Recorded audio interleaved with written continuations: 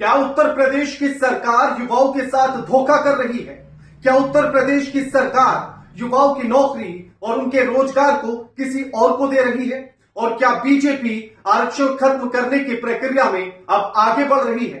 आप जैसे जैसे इस वीडियो को आगे देखेंगे तो आपके होश उड़ते चले जाएंगे कि आखिर हमारी सरकार ही हमारे साथ कितना धोखा कर रही है। नमस्कार, मैं आपके साथ के राणा न्यूज संवाद देख रहे हैं। उत्तर प्रदेश की सरकार के द्वारा एक विज्ञप्ति निकाली गई, एक विज्ञापन निकाला गया और जिसमें रोजगार को लेकर बात की जा रही है, लेकिन वो युवाओं के लिए नहीं है। जो युवा दिन रात मेहनत कर रहे हैं, जो दिन रात की मेहनत करके एक नौकरी का ख्वाब पाल रहे हैं, ये विज्ञापन उनके लिए बिल्कुल नहीं है। उत्तर प्रदेश की सरकार सिर्फ अपनी नाकामियों को छिपा रही है और अपनी नाकामियों को छिपाने के लिए दाएं बाएं की बातें कर रही है। असली मुद्दे पर तो प्रदेश की सरकार आती ही नहीं है। अब सबसे पहले तो इस विज्ञापन को देख लीजिए कि इस विज्ञापन में उत्तर प्रदेश की सरकार क्या कह रही है।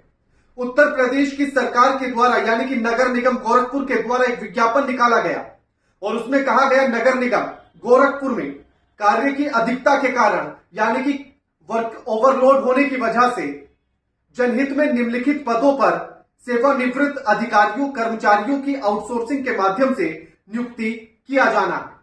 यानी कि काम अधिक हो जाने की वजह से जो सेवानिवृत्त यानी कि रिटायर हो चुके हैं, रिटायर्ड अधिकारी और कर्मचारियों के लिए नौकरी निकाली है।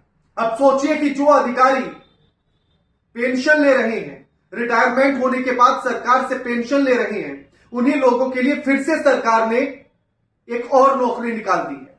लेकिन जो युवा कोई दिल्ली में, कोई नोएडा में, कोई इलाहाबाद में, कोई कहीं जाकर जो अपनी परीक्षा के लिए तैयारी कर रहा है, एक नौकरी का ख्वाब पाल रहा है, उसके लिए इस उत्तर प्रदेश की सरकार के पास कोई नौकरी नहीं है। हाल ही में उत्तर प्रदेश सिपाही पुलिस भर्ती की परीक्षा का रिजल्ट जरूर आ चुका है, लेकिन उसके बाद भी इस सवाल का उठना बड़ा लाजमी है कि आखिर ये फिर से रिटायर्ड अधिकारियों के लिए ही क्यों निकाली गई। वो भी तब जब नगर निगम भी इस बात को मानता है कि हां काम की अधिकता है, यानी कि काम ओवरलोड हो रहा है, ओवरलोड वर्क है, जिसकी वजह से हमें आदमियों की जरूरत है। तो अगर काम की अधिकता ही है तो उसके लिए रिटायर्ड अधिकारियों को फिर से नौकरी देने की जरूरत क्या है? युवाओं के लिए स्थायी तौर पर भर्तियां क्यों नहीं निकाली जा रही? आपको भी सुन लीजिए कहां कैसे कैसे। तहसीलदार के लिए एक पद निकाला गया, 35,000 रुपए सैलरी होगी। नायब तहसीलदार 30,000 सैलरी होगी, एक पद निकाला गया। राजस्व निरीक्षक 29,000 रुपए सैलरी होगी, 2 पद निकाले गए हैं। लेखपाल 27,000 रुपए सैलरी होगी और 5 पद हैं। अब ऐसे में सवाल तो यही है कि आखिर भैया आप स्थायी तौर पर क्यों नहीं निकाल देते? टेम्परेरी काम क्यों कर रहे हैं आप? अभी आपको और भी ऐसी चीजें दिखाएंगे जब सरकार निजीकरण की तरफ भी आपको बढ़ती हुई नजर आएगी और युवाओं के सपनों के साथ धोखा करती हुई नजर आएगी। अभी इसमें जैकी यादव है, उन्होंने ट्वीट करते हुए यानी कि एक्स पर एक पोस्ट लिखी और उन्होंने लिखा, वैसे भी प्रदेश में बेरोजगारी की कमी नहीं है, अब एक और बेरोजगारों की बेरोजगारी बढ़ाने का उपाय निकाल लिया है। गोरखपुर में नगर निगम में आउटसोर्सिंग के माध्यम से सेवानिवृत्त अधिकारी कर्मचारियों की तहसीलदार, नायब तहसीलदार, राजस्व निरीक्षक और लेखपाल के लिए विज्ञापन जारी किया गया। कार्य की अधिकता के कारण यह भर्ती निकाली जा रही है। अब ऐसे में सवाल यह है कि भैया ऑथेंटिक भर्ती क्यों नहीं कराते? क्यों बेरोजगारों के पेट पर लात मारी जा रही है? और इसी को लेकर चंद्रशेखर आजाद जो नगीना से सांसद हैं, उन्होंने भी एक्स पर लिखा है और वो लिखते हैं कि युवा भारत के नाम पर निवेशकों को लुभाया जा रहा है। रिटायर्ड तहसीलदार, लेखपाल को आउटसोर्स पर रखा जा रहा है और युवाओं के साथ अन्याय किया जा रहा है। लाखों युवा रात दिन मेहनत करके रोजगार की तैयारी करते हैं, लेकिन उनकी जगह सेवानिवृत्त कर्मियों को देना उनके सपनों के साथ मजाक करना है।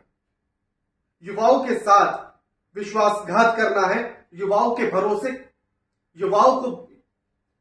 भरोसे के साथ विश्वासघात करना है। आरक्षण के खिलाफ धोखा है। संविधान के मूलभूत सिद्धांतों के साथ धोखा किया जा रहा है। आरक्षण के प्रावधान को न रखना महिला, दलित, पिछड़े, वंचित समाज के अधिकारों को समाप्त करने की सोची समझी साजिश है। आरक्षण व्यवस्था को खत्म करने की तैयारी है। डबल इंजन की बीजेपी सरकार कब तक युवा भारत और आरक्षण हितैषी का नाटक करती रहेगी? और यही सवाल सबका उत्तर प्रदेश की सरकार से है। और यह सिर्फ कोई पहला मामला नहीं है जब आउटसोर्स से भर्ती की जा रही है। इसी को लेकर प्रियंका गांधी वाड्रा क्या लिखती है वो भी आपको सुनना चाहिए। 13 जून को इसी तरह से उत्तर प्रदेश पुलिस के द्वारा भी एक विज्ञप्ति निकाली गई थी और उसमें यह कहा गया था कि सब इंस्पेक्टर तक के लेवल के उस स्तर तक के भर्तियों को भी आउटसोर्स से कराने की बात उस विज्ञप्ति में की गई थी। तब प्रियंका गांधी लिखती है 13 जून 2024 की बात है ये। उत्तर प्रदेश पुलिस में सब इंस्पेक्टर के स्तर पर आउटसोर्स के जरिए भर्तियों पर विचार किया जा रहा है। इस संबंध में जिले के अधिकारियों को पत्र भेजा गया था जो सोशल मीडिया पर वायरल हो गया। बीजेपी सरकार अग्निपथ स्कीम लाकर हमारी सेना और युवाओं का भविष्य कमजोर कर दिया। अब यूपी पुलिस का भी यही हाल करने जा रही है, उसके लिए भी प्रयास चल रहा है। प्रदेश पुलिस की तरफ से भी सफाई पेश की गई जो समझ से परे है। पेपर लीक, अग्निवीर, खाली पद और पुलिस भर्ती, करोड़ों युवा आक्रोशित है। बीजेपी के सामने स्पष्ट जवाब देना चाहिए। और ये जो भर्ती की जो निकाली गई थी विज्ञप्ति, उसमें लिखा गया था सहायक उप निरीक्षक लेखा गोपनीय और सहायक उप निरीक्षक लिपिक और साथ ही सब इंस्पेक्टर तक के लेवल की आउटसोर्सिंग की बात की जा रही थी। जैसे ही ये विज्ञप्ति सोशल मीडिया पर जारी होती है, यानी कि सोशल मीडिया पर वायरल होती है और चारों तरफ जब हंगामा मचने लगता है जून के महीने में, तो उत्तर प्रदेश की पुलिस को होश आता है और उसको लगता है कि ये तो कुछ गड़बड़ झाला हो गया है। फिर उत्तर प्रदेश की पुलिस जागती है और उसके बाद फिर वो सोशल मीडिया पर एक ट्वीट करती है, एक्स पर लिखती है और उसमें कहती है तो गलती से हो गया। अब आप सोचिए कि क्या आपको ये बात समझ में आती है? अब आप सोचिए क्या आपको उत्तर प्रदेश पुलिस की ये बात पचती है क्या? जो इतना बड़ा डिपार्टमेंट, इतने काबिल अधिकारी, और वो काबिल अधिकारियों से एक आउटसोर्स के लिए विज्ञप्ति निकल जाती है और जिसमें कहा जाता है कि सब इंस्पेक्टर लेवल तक की जो भर्तियां हैं वो आउटसोर्स के जरिए होंगी। लेकिन जैसे ही बवाल मचता है तो वही अधिकारी फिर से विज्ञप्ति निकालते और कहते हैं कि नहीं सॉरी जी, ये तो गलती हो गई, ये तो गलती से जारी हो गया था। बात तो 4th क्लास के जो कर्मचारी हैं उनके लिए विज्ञप्ति निकालनी थी। अब आप खुद सोचिए कि भैया इतने बड़े लेवल पर होकर आप ऐसी गलतियां कर रहे हैं तो आप फिर काबिल हैं क्या? क्या आपकी सुरक्षा करने के लिए वो काबिल है क्या? विज्ञप्ति देखिए और वो लिखती है कि त्रुटिवश हुआ। चतुर्थ श्रेणी के कर्मचारियों के लिए भर्ती निकाली गई थी और ये प्रक्रिया पूर्व से चली आ रही है। यानी कि भैया पहले से चली आ रही है तो आप क्या बताना चाहते हैं कि पिछली सरकारों ने भी ऐसा किया तो हम भी करेंगे। चलिए मैं ये भी मान लें अगर हम कि चतुर्थ श्रेणी के लिए ही आपने आउटसोर्स की भर्ती निकाली, लेकिन अगर आप युवाओं को सच में रोजगार देना चाहते हैं तो फिर आउटसोर्स से भर्ती क्यों की जा रही है? क्या आप परमानेंट भर्तियां नहीं निकाल सकते 4th क्लास के लिए भी? कम से कम जितने भी लोगों को 4th क्लास की श्रेणी में नौकरी मिलेगी उन्हें नौकरी तो मिलेगी, उनकी नौकरी की गारंटी तो होगी, लेकिन इस तरफ कोई ध्यान नहीं है। अब आप खुद ही सोचिए आउटसोर्स कहां कहां चल रहा है।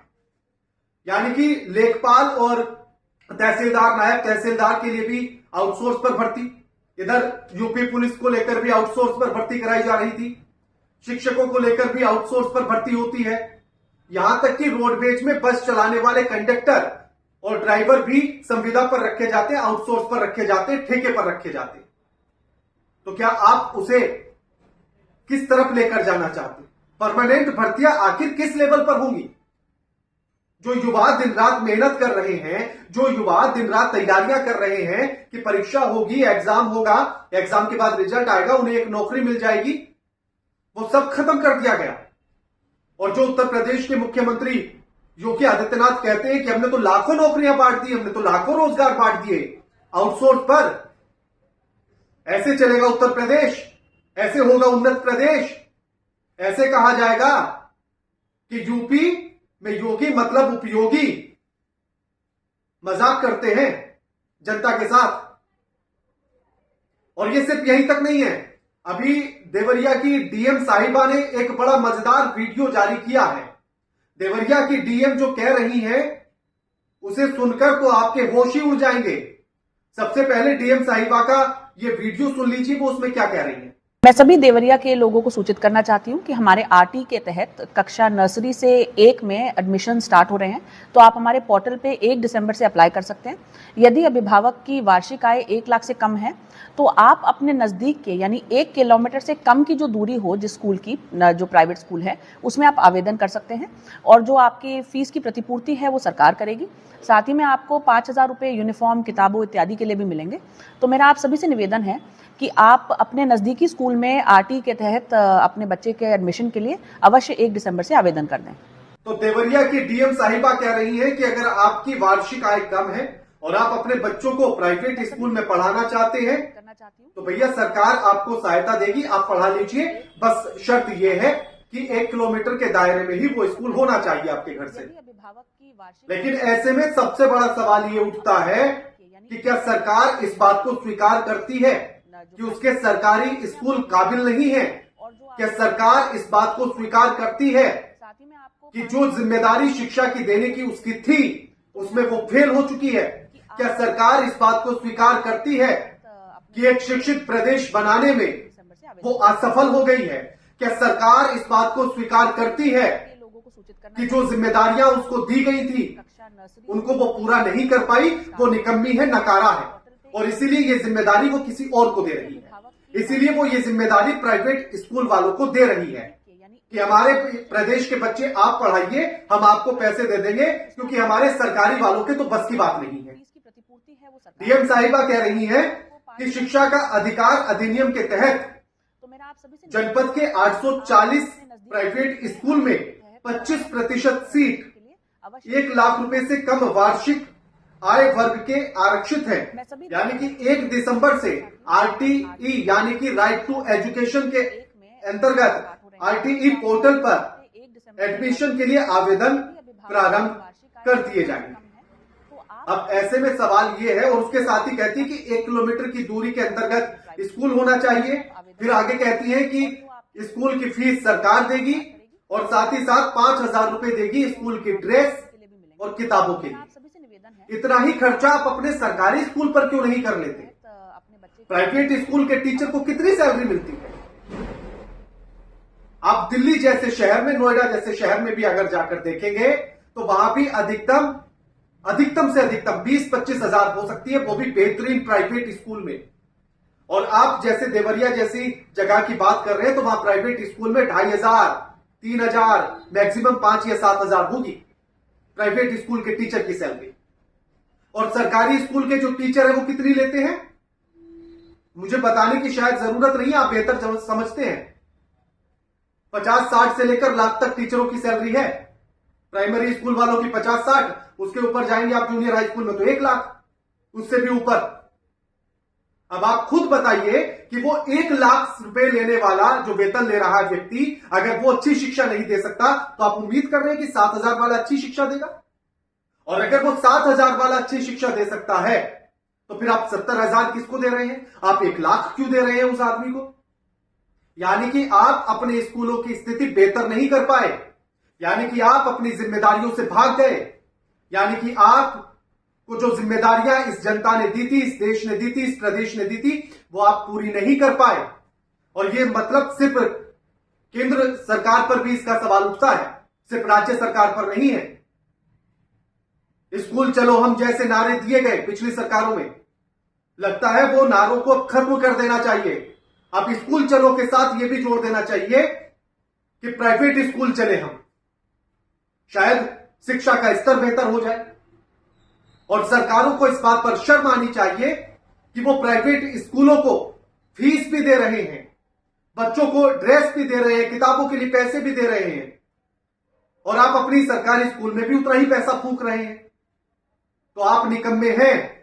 इसीलिए आप अपने सरकारी स्कूलों को अगर बेहतर कर लेते तो शायद आप प्राइवेट स्कूल की तरफ किसी भी बच्चे को जाने नहीं देते, और शायद आप किसी प्राइवेट स्कूल को ऐसे आरक्षण के तहत आरक्षित सीटें करके फीस नहीं दे रहे होते। इसीलिए दे रहे हैं ताकि आप अपनी नाकामियों को छिपा सके। एक शिक्षा का अधिकार आप इस तरह से बांट रहे हैं, दे रहे हैं, यही आपके लिए लानत है।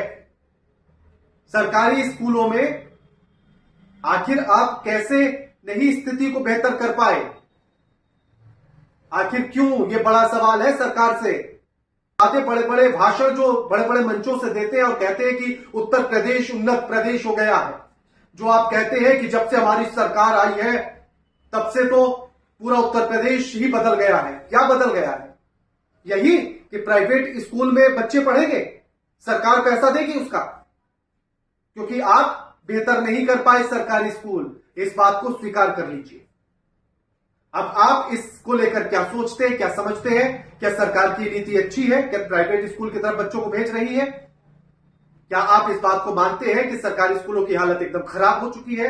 आउटसोर्स पर सरकार इसलिए लोगों को रख रही है कि थोड़ा सा पैसा बच जाए और बाकी पैसा अपनी जेब में आ जाए।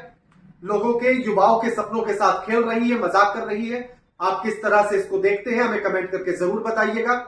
और साथ ही साथ वीडियो अच्छी लगे तो लाइक कीजिएगा और अच्छी लगे तो शेयर कीजिएगा, ताकि मुख्यमंत्री साहब तक पहुंचे, उनकी आंख खुल जाए, वो भी इस बात को देख ले कि वो कितने निकम्मे हैं, कहां तक उनकी गलतियां हैं। उन गलतियों को समझ ले तो शायद सुधार भी कर ले। इसलिए वीडियो को उन तक शेयर कीजिएगा और चैनल को सब्सक्राइब करना मत भूलिएगा। नमस्कार।